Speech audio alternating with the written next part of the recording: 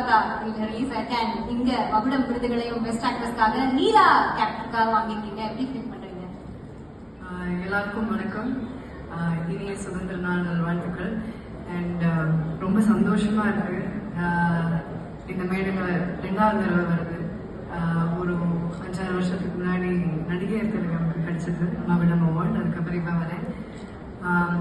எப்பவுமே cinema awards, cinema பற்றின தனியாக அந்த அவார்ட்ஸ் மாதிரி இல்லாமல் நிறைய துறையில இருந்து எல்லாரும் வரும்போது அதுக்கு மத்தியில் சினிமாவில் நம்மளுக்கு அவார்ட் கிடைக்கும்போது ரொம்ப ஒரு ஸ்பெஷலான ஃபீலிங். ஸோ இந்த மகுடம் எனக்கு சூட்டினதுக்கு நியூஸ் 18க்கு ரொம்ப ரொம்ப நன்றி. அண்ட் தேங்க்யூ வானதி மேம், ரொம்ப சந்தோஷம் உங்களுக்கு யாராவது வாங்குறது. அண்ட் குஷ்பு மேம் ரொம்ப வருஷமாக எனக்கு தெரியும். And thank you so much ma'am. Leela இந்த கேரக்டர் மாரி செல்வராஜ் சாருக்கு பெரிய நன்றி சொல்லணும். மாரி செல்வராஜ் சார் அந்த படத்தில் வேலை செஞ்ச அத்தனை குழுவினர், உதயநிதி சார், வடிவேல் சார், எல்லா டிபார்ட்மெண்ட்ல இருக்கிற எல்லாருக்கும் நன்றியை தெரிவிச்சுக்கிறேன். அண்ட் ரகுதாதா இன்னைக்கு தான் ரிலீஸ் ஆச்சு. அது ஒரு ஃபேமிலி என்டர்டெய்னர், ஒரு ஃபன் படம். பெண்கள் மேலே திணிக்கப்படுற நிறைய விஷயங்களை பற்றி பேசுகிற ஒரு படம். ஆனால் திணிப்புகளை பற்றி பேசணும்னாலும் அது அந்த திணிப்பை நாங்கள் திணிக்கலை. அது ரொம்ப ஒரு சுவாரஸ்யமாக ஒரு காமெடியில் சொல்கிற ஒரு படம் தான். சும்மா படத்தில் ஒரு கடைசியில் சொல்கிற ஒரு விஷயம் ஒன்று இருக்குது.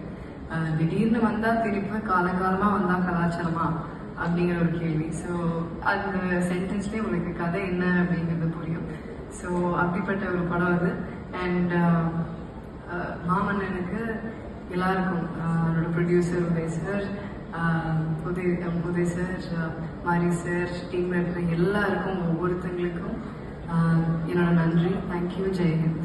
கீர்த்தி ஃபர்ஸ்ட் சொல்லியிருக்கேன். நான் என்னைக்குமே இப்படி பண்ணோம், அப்படி இந்த மாதிரி ஸ்கிரிப்ட் பண்ணோம் அப்படின்னு நான் பிளான் பண்ணி சூஸ் பண்ணதில்லை.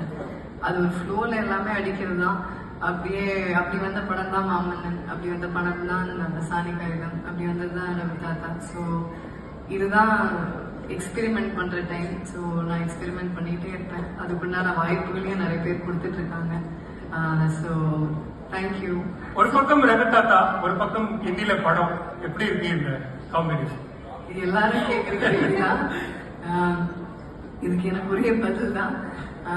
அந்த பக்கம் ஒரு ஹிந்தி படம் டெபியூ பண்ணிட்டு இருக்கேன், இந்த பக்கம் ஹிந்தி திணிப்பை பத்தி பேசிட்டு இருக்கேன். ஆனா ஹிந்தி திணிப்பை பத்தி தான் பேசுறோம், ஹிந்தியை பத்தி தப்பா பேசல.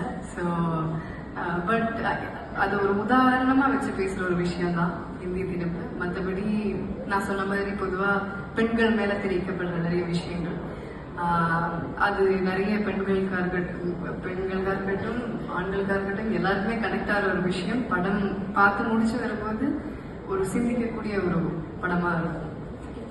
நேவில பாத்தீங்கன்னா தெரிஞ்சிருக்கோம் சார். பவன் கல்யாண் சார் இப்போ அரசியல் வந்தாச்சு, விஜய் சாரும் இப்போ அரசியல் வந்தாச்சு.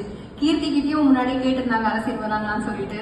ஸோ மறுபடியும் கேட்குறோம், அரசியலுக்கு வருவீங்களா மாட்டீங்களா?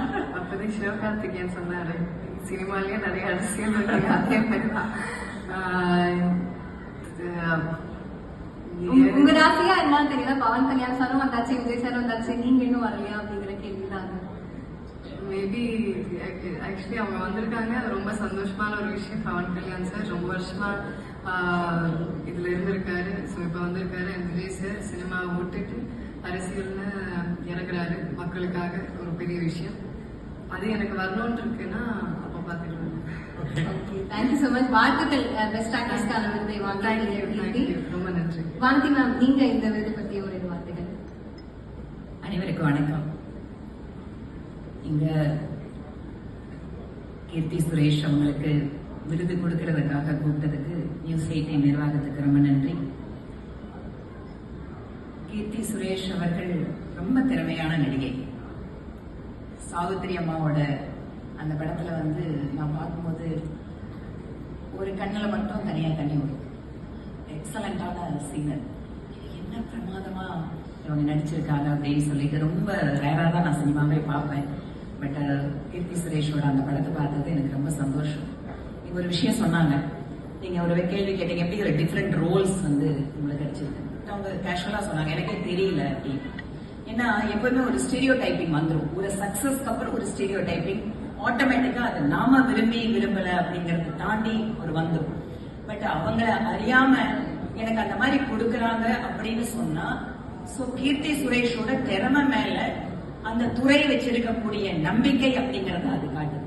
சோ நீங்க சூஸ் பண்றீங்க அப்படிங்கிற சாய்ஸ் உங்ககிட்ட இல்லாம உங்களோட திறமை மேல நம்பிக்கை வச்சு இந்த மாதிரியான டிஃபரெண்ட் ரோல்ஸ் கொடுக்குறாங்கன்னு சொன்னா ரியலி நீங்க கவனிக்கப்பட்டிருக்கீங்க அப்படிங்கிறது இங்க வந்து இந்த விஷயம் வந்து இங்க பதிவாகுது.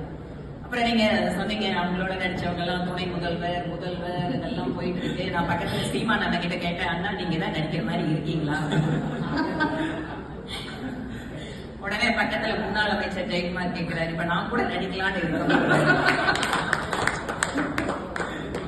பாட்டு கூட நல்லா சொன்னீங்கன்னா இங்கே ப்ரொடியூசர்லாம் இருக்காங்க, ஒரு பூஜை கூட போட்டுருக்கலாம் சார். பாட்டும் சூப்பரா பாடுறாரு மேம். சோ சிங்கரும் வந்துருவாங்க. நிச்சயமா அவர் வரும்போது பாட்டு இல்லாமையா?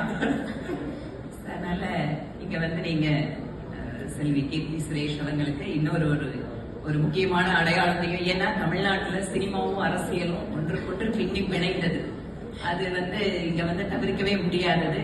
அதனால அந்த இடத்துல இன்னொரு ஒரு டிஃபரெண்ட் ஆங்கிளையும் இப்ப வந்து கீர்த்தி சுரேஷுக்கு நீங்க கொடுத்துட்டீங்க. அதனால இந்த மார்க்கெட்ல கொஞ்சம் அந்த ரேட்டும் கொஞ்சம் மேல போயிடுச்சுன்னா நீங்க கொஞ்சம் கேர்ஃபுல்லா பாத்துக்கோங்க. Thank you so much. வாய்ப்புக்கு நன்றி. எல்லாருக்கும் சுதந்திர தின வாழ்த்துக்கள். நன்றி மேம். சொல்லக்கூடாது, ரொம்ப வருடமாக எனக்கு கீர்த்தி தெரியும். ஆனா உண்மையில கீர்த்தி வந்து இஸ் an extraordinarily talented. நீங்க பார்த்தீங்கன்னா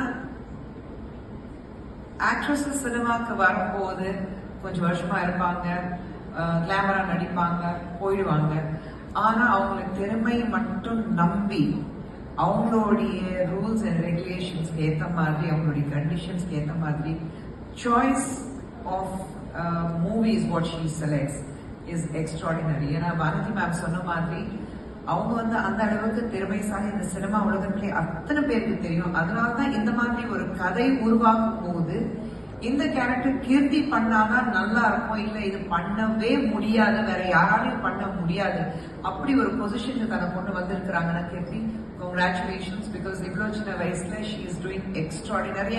என்னன்னா எல்லா மொழியிலையும் நீங்க பாத்தீங்கன்னா அவங்க தான் டப் பண்ணுவாங்க. So that's a great thing. ஏன்னா அந்த நம்பிக்கை, அந்த லாங்குவேஜ், அந்த மொழி தெலுங்கு இருக்கட்டும், அஃப்கோர்ஸ் மலையாளம் அவங்களுக்கு தெரியும், பட் தமிழ், தெலுங்கு, மலையாளம், ஹிந்திலையும் அவங்க தான் டப் பண்ண போறாங்க. ஸோ எல்லா இடத்துலயும் என்னன்னா dubbing plays a very vital role. அந்த மொழி மேல அவ்வளவு நம்பிக்கை வச்சுட்டு அவங்களுக்கு வந்து எல்லா டைரக்டர்ஸ் வந்து இந்த கேரக்டர் கீர்த்தி பண்ணா சூப்பரா இருக்கும். ஸோ அதுக்கு ஏற்ற மாதிரி கீர்த்தி வந்து கிளாமர் இருக்கட்டும், பட் அதே சமயத்துல என்டர்டெய்னிங் ஃபில்ம் இருந்தாலும் ஒரு முக்கியமான கதாபாத்திரம் அது இருக்கும். அந்த முக்கியமான கதாபாத்திரத்துல கீர்த்தியால மட்டும்தான் பண்ண முடியும். நம்ம ஹிந்தியில அப்கோர்ஸ் நீங்க வந்து பார்க்கும்போது தப்பு இல்லைன்னா வித்யா பாலனோட சீனியர் ரேஞ்ச். ஆனா இங்க சவுத்ல எனக்கு தெரிஞ்சு இப்போ அந்த அளவுக்கு வந்து மிக திறமைசாலி அப்படின்னு ஒரு நடிகை யாருன்னா கேட்டீங்கன்னா கண்டிப்பா அதை கீர்த்தி சொல்வேன். அண்ட் கீர்த்தி வந்து எங்க வீட்டு பொண்ணு மாதிரி. ஸோ ரொம்ப புகழ்ந்து பேச மாட்டேன், but of course she is a GeM. Thank you.